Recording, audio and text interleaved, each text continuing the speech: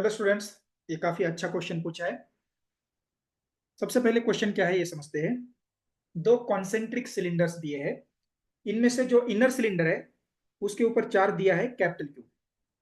Outer cylinder को ground किया हुआ है और दोनों के बीच में जो स्पेस है उस स्पेस में एक डाइलेक्ट्रिक कांस्टेंट फील किया है। इसके के की वैल्यू दी है 5। और पूछा क्या है, देखो। पूछा यह है कि यहाँ पे एक अगर हमने प्लेन लिया, ऐसा एक रेक्टेंगुलर प्लेन दिया है जो कि आर डिस्टेंस से पास हो रहा है।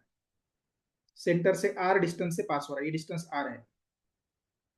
तो पूछा यह है कि इस प्लेन में से कितना इलेक्ट्रिक फ्लक्स पास होगा। तो फाई की वैल्यू हमें निकालनी है। जो इलेक्ट्रिक फील्ड लाइंस इस प्लेन में से पास हो रही है उनकी वैल्यू हमें निकालनी है। तो कैसे निकालेंगे, देखो। तो सबसे पहले हमें इस कॉन्फ़िगरेशन में इलेक्ट्रिक फील्ड को विजुअलाइज करना पड़ेगा। तो सबसे पहली बात तो यह है कि ये जो अंदर वाला रीजन है, ये वाला रीजन, तो यहाँ पे इलेक्ट्रिक फील्ड नहीं रहेगी। क्यों नहीं रहेगी? क्योंकि अगर हम एक यहाँ पे क्लोज सरफेस लेते हैं तो इस सरफेस के अंदर कोई भी चार्ज नहीं है। तो गॉस लॉ के हिसाब से अगर चार्ज नहीं है तो इलेक्ट्रिक फील्ड इस सरफेस पे जीरो होनी चाहिए। अब यहाँ पे अगर हम गॉसियन सरफेस लेते हैं तो इस सरफेस के अंदर कुछ ना कुछ चार्ज प्रेजेंट है जो है कैपिटल क्यू। तो इसका मतलब इस सरफेस के थ्रू कुछ ना कुछ इलेक्ट्रिक फ्लक्स जाना चाहिए। तो यहाँ पे इलेक्ट्रिक फील्ड नॉन जीरो रहेगी। तो इसका मतलब ये हुआ कि प्लेन का जो अंदर वाला पार्ट है यहां से कुछ फ्लक्स जाएगा नहीं, और जो बाहर वाला पार्ट है यहां से कुछ ना कुछ फ्लक्स जाएगा। तो इलेक्ट्रिक फील्ड लाइंस कैसे होनी चाहिए, देखो। तो इलेक्ट्रिक फील्ड लाइंस हर जगह पे सरफेस को ऐसे परपेंडिकुलर होनी चाहिए। हर जगह पे ऐसे सरफेस को परपेंडिकुलर होनी चाहिए।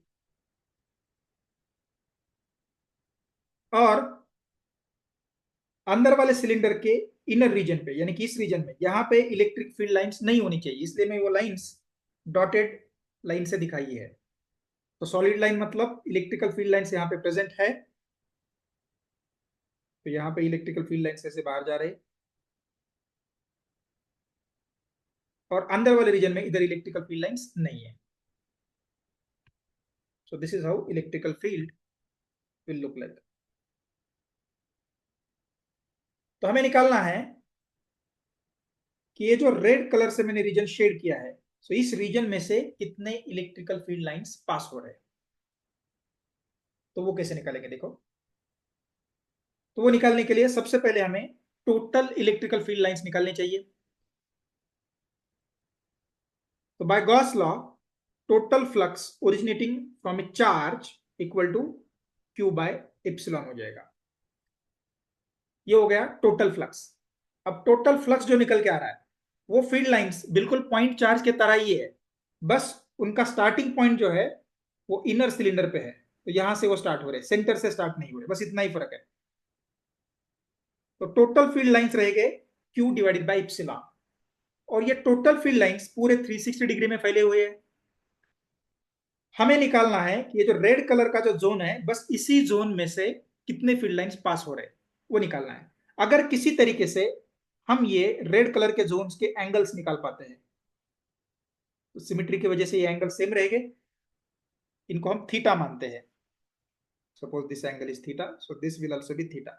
सो किसी तरीके से अगर हम इस थीटा को निकाल पाते हैं तो उससे हम इस रीजन में से कितने इलेक्ट्रिक फील्ड लाइंस जा रहे हैं वो निकाल सकते हैं। तो सबसे पहले हम निकालेंगे थीटा। तो उसके लिए क्या करना पड़ेगा, देखो। तो यहाँ पे हम एक कंस्ट्रक्शन करेंगे। तो ये डिस्टेंस दे रखा है 2r, और यहां से यहां तक का डिस्टेंस दे रखा है, हाँ सॉरी, पहला वाला था √2r, और ये बड़ा वाला डिस्टेंस दिया है 2r, और ये डिस्टेंस दे रखा है r। तो सबसे पहले हम ये छोटा वाला ट्रायंगल लेते हैं। तो छोटे वाले ट्रायंगल के लिए मान लो ये वाला एंगल है θ1। सो कॉस ऑफ θ1 आएगा, बेस बेस है r divided by hypotenuse, hypotenuse है √2r। ये आएगा 1/√2, विच इंप्लाइज θ1 इज 45 डिग्री। अब सेम चीज अब हम ये बड़े वाले ट्रायंगल के लिए करते हैं। तो बड़े वाले ट्रायंगल का ये जो एंगल है इसको हम मानते हैं θ2, So similarly cos theta 2 आएगा r divided by 2r which is equal to 1/2। इसका मतलब हो गया थीटा 2 एंगल 60 डिग्री होना चाहिए। So therefore theta is equal to theta 2 minus theta 1, ये आएगा 60 minus 45, 15 डिग्री आएगा। इसका मतलब दोनों साइड का ये जो थीटा एंगल है वो 15 डिग्री है।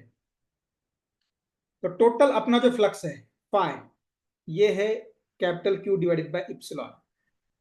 तो इसमें से ये जो टोटल फ्लक्स है ये 360 डिग्री के लिए है, लेकिन हमें फ्लक्स निकालना है सिर्फ ये थीटा एंगल के लिए। तो दोनों साइड का एंगल मिला के हमारा एंगल हो गया 30 डिग्री। सो 360 डिग्री के लिए फ्लक्स है Q by epsilon. So 30 degree के लिए आएगा 30 divide by 360 into Q by epsilon. So 30 divide by 360 ये आएगा 1/12। तो अपना आंसर आएगा क्यू बाय 12 इंटू इप्सिलॉन। अगर हम ऑप्शंस देखते हैं तो यहाँ पे ऐसा कोई भी ऑप्शन प्रेजेंट नहीं है। क्यों नहीं है? क्योंकि ये जो सब ऑप्शंस है ये इप्सिलॉन नॉट में दिए है। Epsilon not is permittivity of free space, और हमने यहाँ पे लिया है इप्सिलॉन। इप्सिलॉन ये डाइलेक्ट्रिक की परमिटिविटी है।